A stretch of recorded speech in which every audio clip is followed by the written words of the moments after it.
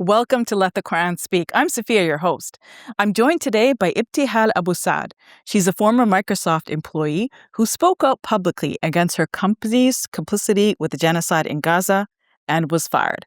I want to speak to her about why she did what she did, what the repercussions were, and what advice she has for anyone in a similar situation.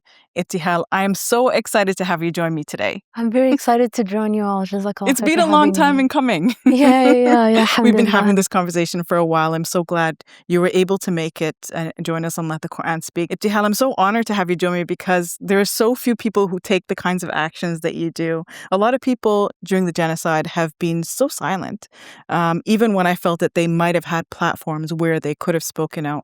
So thank you for doing all that you did, and thank you for your bravery and your courage. May Allah subhanahu wa ta'ala put barakah in everything that you do and give you success. Jazakallah khair, it's the minimum. I want to share your story with everybody. So I want you to walk us through how you became involved, Ibtihal, in tech and AI. How did that start interesting you from an early age? Yeah, so it's kind of ironic in a way that the reason why I became interested in tech and computer science was because in my head this was the field that could do the most good for the world. I remember when I was in high school, I took part in this year-long program that was basically about building mobile apps that solve a problem in your community, and then everyone comes together, compares if you're solving problem needs. It was this idea that my introduction to tech was this idea that we can use tech to do good, to resolve problems. And so that's how I went into computer science in university, just driven by that whole idea of I'll do good with technology. And then back then, and it's a perception that has changed now, there was this common idea that big tech is bad, but Microsoft is this one exception. Microsoft is the big tech company that didn't get corrupted, that is still working on powering people around the world. The PR teams at Microsoft work really hard to maintain this image that they're doing good. And so I had the option to be in multiple places, but I was okay, at Microsoft, this is where I can actually fulfill that idea of using tech for good. And yeah. So you went into your job at Microsoft really excited. I'm thinking that you would be able to produce good through your work. Yes. And I actually, specifically within Microsoft, I interviewed to join a team that was working on accessibility products. It was marketing itself as we have these speech and translation services that have won these accessibility awards, and it allows, users of Windows with disabilities to still be able to interact with the computer, just this idea that we're making technology accessible to people. And I was specifically interested in that team for that reason. But as we'll discuss later, it all turned out to be a facade for a much more disturbing truth. Yeah. So when did you start realizing, okay, something is wrong here and everything that I went in believing is sort of falling apart? In the early stages of this ongoing genocide, I think around October or November 2023, things started. That was soon after the genocide began. Yes. So at that point, things just, I guess, got revealed gradually for Microsoft, because initially it was just some statements that were not, that would just, stand with Israel but not mention Palestinians.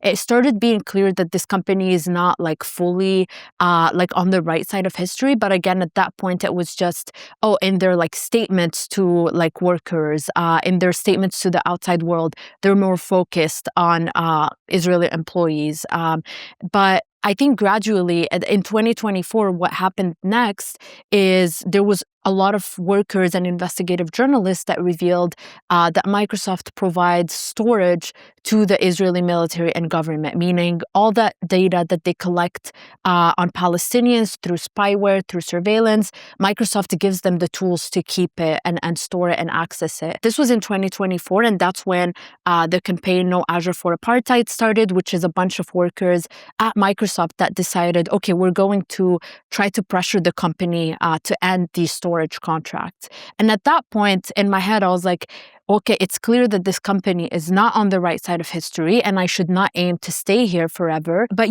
at least I'm on the good team. At least I'm not involved in these contracts that power genocide. And then I think a turning point for me was February of 2025, when it was revealed that the tech that I work on, like the AI tools for speech and translation, are also being provided to the Israeli military and government to spy on Palestinians' phone calls. So essentially, if a Palestinian is making a phone call, whether it's in Gaza, whether it's in the occupied West Bank, Microsoft tools are used to transcribe and translate that message from Arabic, for example, to essentially tell the Israeli military where to send bombs, like where to actually kill Palestinians. And I think that for me was a turning point where I realized, like, you can never be sure that what you're working on within these companies is not going to, be exploited to power a genocide. So you mentioned this organization or entity within Microsoft itself.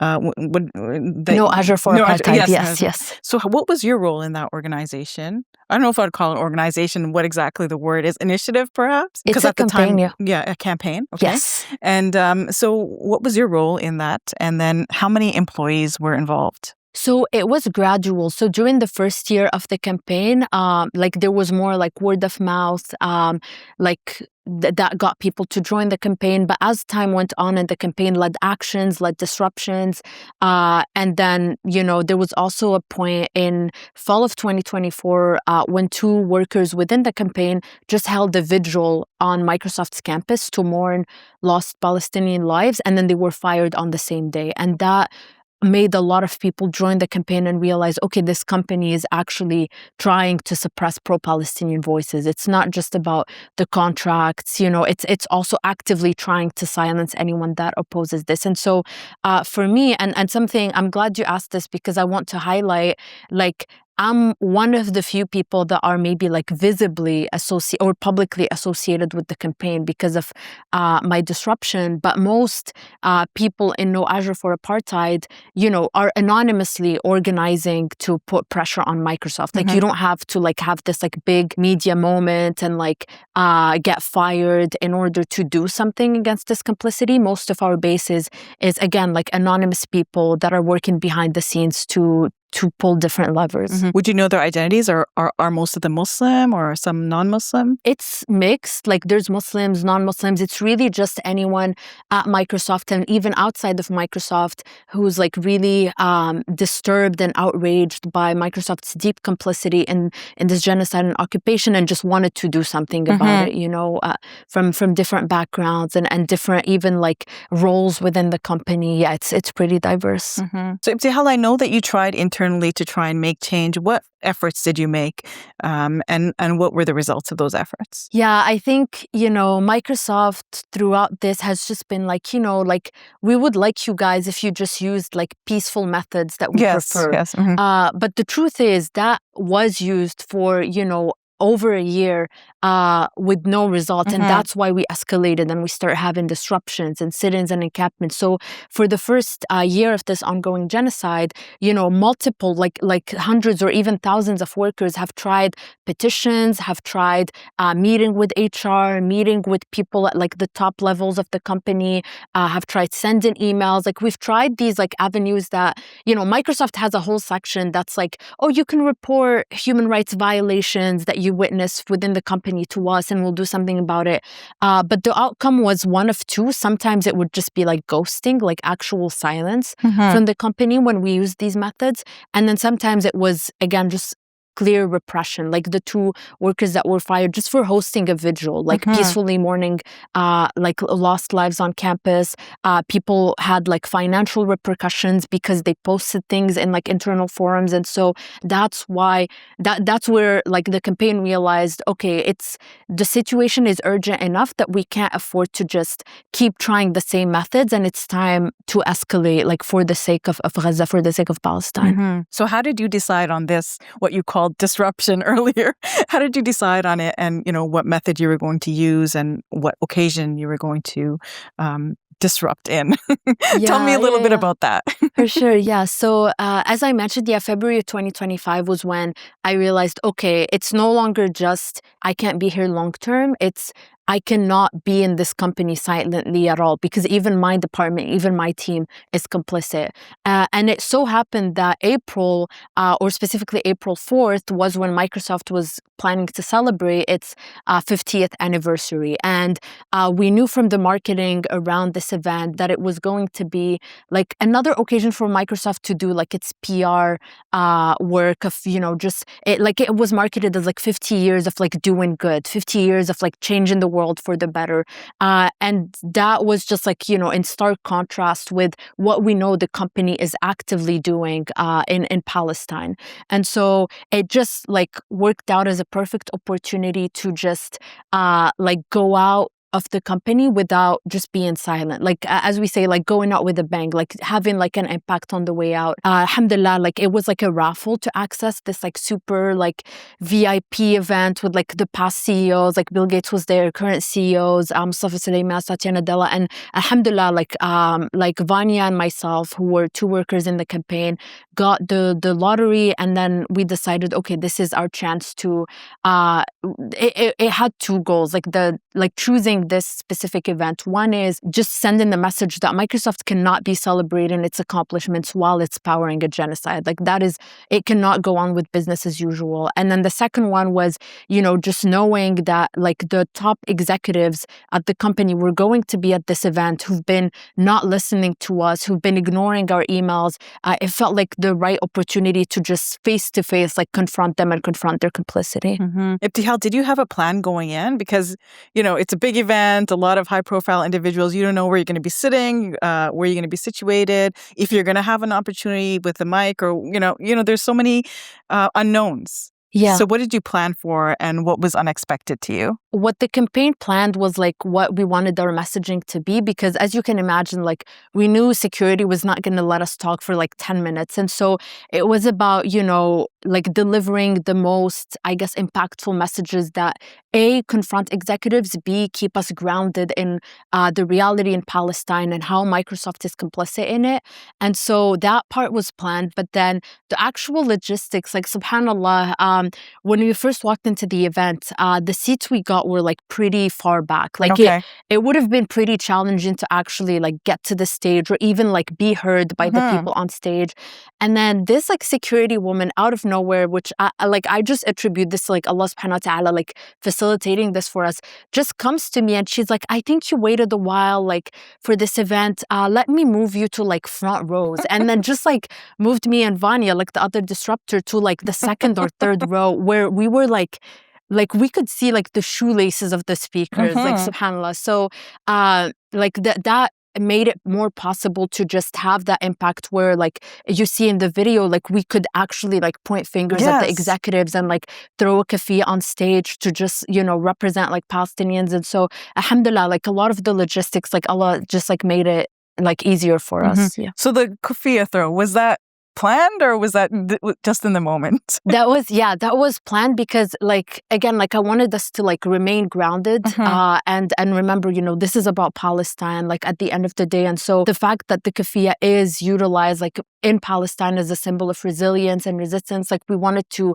have that visual representation in a place where Palestine is not talked about, where, these CEOs were given their presentations talking about all the good they're doing while trying to, just suppress the harm that they're causing in Palestine. So Ibtihal, in that moment, were you fearful? What were your feelings? Yeah, I think I was blessed, alhamdulillah, to have like multiple weeks to, I guess, like get like mentally and spiritually ready for this moment. Like it was actually the full month of Ramadan, because the event was like 3-4 days after Eid. And so all of Ramadan, I was just like trying to just get ready to, like, I guess, not freeze or like not go back on the decision like on the day off. And so like alhamdulillah, like I tried to work a lot on just like reducing the fears of this dunya, that like, well, what if I get fired and then I don't have a job for like a year? Like, what's going to happen then? Like, what if, like they arrest me there? Like, just like the worst case scenarios, like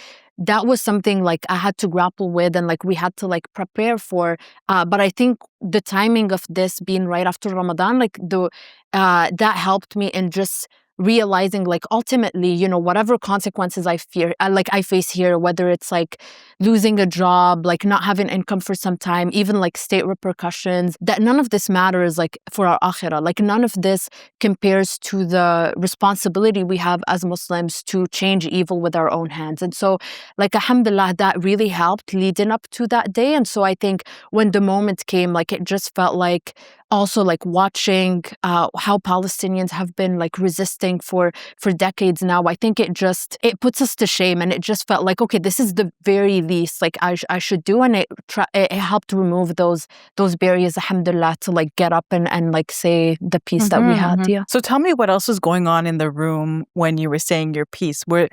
Were you hearing jeers? What was the response of other individuals? I think, yeah, so I disrupted first, and it was the AI CEO, and then Vanya disrupted other CEOs later. I think because I went first and no one was expecting this at all, like it was more so just silence, because like, as I mentioned, like no one expects to hear about Palestine or hear about the genocide in these like corporate sanitized events. And so people were just like in shock, I would say. The AI CEO kept repeating like, I hear you, I hear your protests, which we know like you are not here. Like if you were actually hearing, you would have like not at a certain signed these point, contracts. I hear you was so annoying. Yeah. It's almost like they're trying to placate you. Yes, yes, exactly. Like it's what they always do. It's like, yeah, we hear your concerns. Like that's even what's in the automated emails when you send like these complaints. And so it was more so shocked that's like, I guess like the main thing in our lives, which is the genocide we're watching,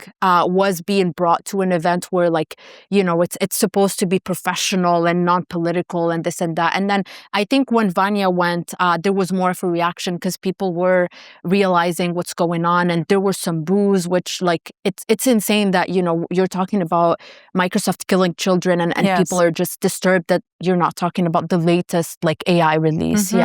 So when the security guards came and got you, how did you feel? Yeah, I think like I'm glad, alhamdulillah, that like I got the message across. Like at that point, I was like, I don't know what's gonna happen. Like once they make me exit, like again, just with the help of Allah subhanahu wa ta'ala, just facilitating that position, like I felt content with, okay, we delivered the message of complicity, and we were loud, and we disrupted an event that they've been planning for months and have tried to use to whitewash their image. So at that moment, it just felt like relief, honestly, that okay, I did something, like it might not like change things immediately. It might not like, obviously it will not end the genocide, but at least that I'm contributing my piece instead of just like remaining silent for like additional years, alhamdulillah. So Ibtihal, once this news became publicized of what you had done, how did your family and your friends respond? Yeah, I think, initially, given like the climate in the US where like this disruption happened, like obviously like my loved ones were like fearful of like, what if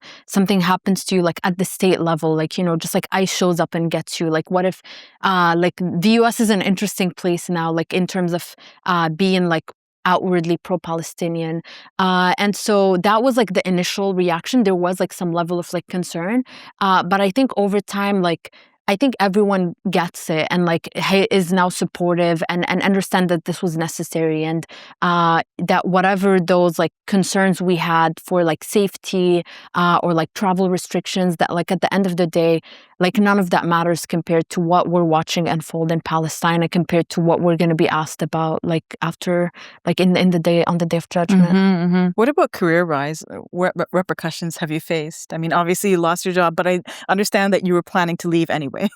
At that point, right? Yeah, I knew it was very likely that I would get fired, and I did not want to stay, for a long time at a company that was powering a genocide and powering occupation. So like alhamdulillah, like it was for the better, because I think afterwards, like I joined like Yaqeen Institute, which is like a mission aligned place with Muslim pro-Palestinian people. So alhamdulillah, like in my case, like people emphasize like the losses that you might face and the consequences, but like I think alhamdulillah, like Allah just replaced it with a much better opportunity to still like contribute to the tech field, but actually for good, and like how I thought which is what I thought of Microsoft, and is not what ended up happening. So it is really important. I want to emphasize, especially for Muslims, like we have this like almost like cheat card where we know that if we lose something for the sake of Allah subhanahu wa ta'ala, or we let go of it for Allah subhanahu wa ta'ala, that we have a promise that like it will be replaced with better. And so I think keeping that in mind just helps us, I feel, be more grounded and more, or I guess less fearful of the consequences on like career or like materially. Ibtihal, what advice do you have for people who might be in the similar situation as you? You know, good career, their trajectory seems great, and then they're in this big company that's producing some harm. Should they speak out, or should they just kind of like be focused on their work? What advice do you have? I found that a lot of people are taking the route of, let me just be quiet and do my own thing, and put money on the put food on the table, and that's it. Yeah, that's like I feel like I hear this question so often. I think um, one thing I want to emphasize is a lot of people will justify, not doing anything with like, well, these companies won't change. Like, even if I do something and I lose my job, like, what's that going to do? Yes. Well, I think like there's two elements to this. One is we do have a counterexample, which is that after the disruptions at like 3 conferences that we had for Microsoft, we had an encampment, we had the sit-in. 3 weeks after the last action we had in summer of 2025, Microsoft ended a major surveillance contract that they have with the Israeli military, Okay. which is with Unit 8200, and which was a contract for, as I said, like surveillance and spying on Palestinians' phone calls. And that was a direct result of, workers putting pressure and like speaking up and organizing. So we have that was the first time that a big tech company actually like canceled any contract with the Israeli military or government because of organizing. And so imagine just how much more we could achieve, or like how many more contracts we could get them to end if everyone organized together, if it wasn't just a minority of workers that did this. And then I think the second aspect is, especially like for Muslims, that we know that the outcome is like up to Allah subhanahu wa ta'ala. What's on us is the asbab, like taking the means and doing our part in trying to fight this complicity. So I think to anyone who's like, yeah, it's not worth it, like A, it could lead to tangible like material change, and then B, it's still like on us to try to change evil with our hands, like as the hadith says. And so I think there's also like this misconception that like, if you are not in big tech, you can't have a job in tech. And I think it's important to also emphasize like there's so many, even like Muslim like startups or even non-Muslim startups that are actually doing good and using tech for good, like out there in the world. And we have to change this notion we have that if I'm not getting a big tech paycheck and big tech on my resume, then I'm a failure like in the tech industry. And to realize like the world is so vast, like the tech field is so vast outside of these complicit companies that are just like abetting war crimes. And I guess for Muslims, success is not just about prestige and making good money and being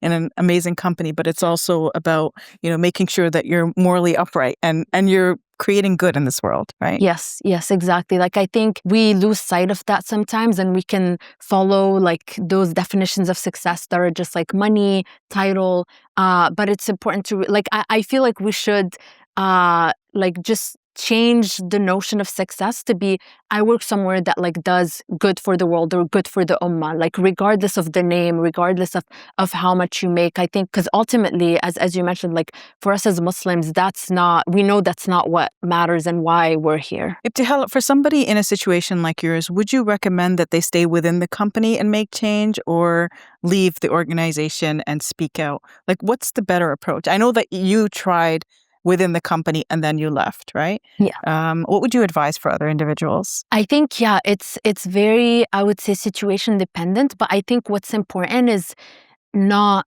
making excuses. Like, I think there are situations where being inside the company can be more impactful than leaving. For example, if you have access to data that can help show the complicity of these companies, or even if you're in a situation for like visa reasons or whatever, where you can't exit like this environment, sometimes it's important to stay and organize from within. Like, as I mentioned, like we have anonymous workers at Microsoft who are organizing with the campaign. So there are situations where that's the way you can be more impactful. But I think too often, like there's people who are in positions, like for example, like in an entry-level role where you have no say on these contracts, you have no access to the data on these contracts, and who will create reasons to justify that, oh, if I stay, it's better than if a Zionist takes my role. Yes. Like such rhetoric where, you know, if a Zionist takes your role and you're not speaking up and the Zionist is not speaking up, like that's the same outcome at the end of the day. So I think like the advice I give is just think deeply about, is my position within this company actually like helping Palestine? Am I actually able to do something for the cause compared to if I disrupted or did something else where I might not stay in this company? Ibtihal, one last question. I was just wondering as you spoke, you know, I'm wondering about the reaction to what you did. Did you have any surprising reactions, like from someone in big tech, or like, I don't know, from someone in the Muslim community who was just like, yeah, you know, you really transformed the way I thought about this whole situation? I think not like an individual person, but I think the fact that so many people did not know at all that Microsoft was complicit was the most surprising reaction to me. Like I got so many messages of people being like, this is the first time I'm hearing of this because of the disruption, which like it's important to, I guess, it was important to realize, you know, even if we know and we've read the articles and we know how deeply entrenched the company is, it's always important to keep like spreading awareness, because even like this episode, like there's people who might watch it who might not know that Microsoft is complicit and might not be like boycotting Microsoft or not wanting to work there. So I think that was the biggest surprise, was just how many eyes were opened for the first time to the reality of Microsoft's complicity. Ibtihal, I don't know if you know, but my husband's family is in Gaza right now, like all of them. So his brothers, his sisters, and his nieces and nephews, uncles, aunts, everyone is there.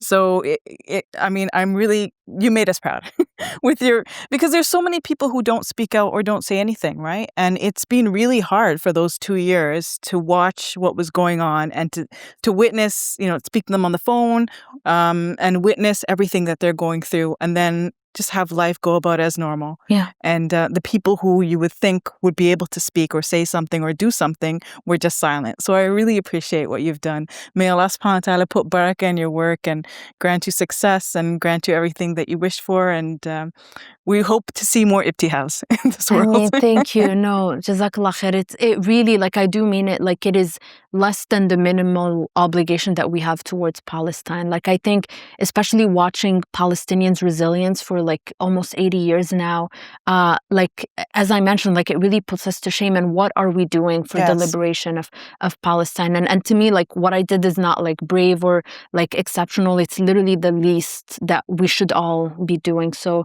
Jazakallah khair for amplifying these stories and the ways that people can take action. Thank you for joining us. It's been an honor to have you with us. It's been an honor to be with you. Jazakallah khair. Assalamu alaikum. Welcome to Muslim Media Hub, the new home of Let the Quran Speak. Here we spread positivity and good. We help people experience the beauty of Islam and help them appreciate and understand Muslims. This beautiful building we purchased at cost $2.3 million. Yeah, we've already raised a third of that money, and with your help, inshallah, we can pay off the rest. So we're looking for people who can give $1,000 each. If you can be part of the select group, that's amazing. Otherwise, just please give whatever you can. Every dollar counts. It's our collective responsibility to share the message of Islam with our fellow human beings. Please help us continue this good work. It's a sadaqah jariyah, something that will continue to be a benefit to the Muslim community long after Safiyyah and I are gone.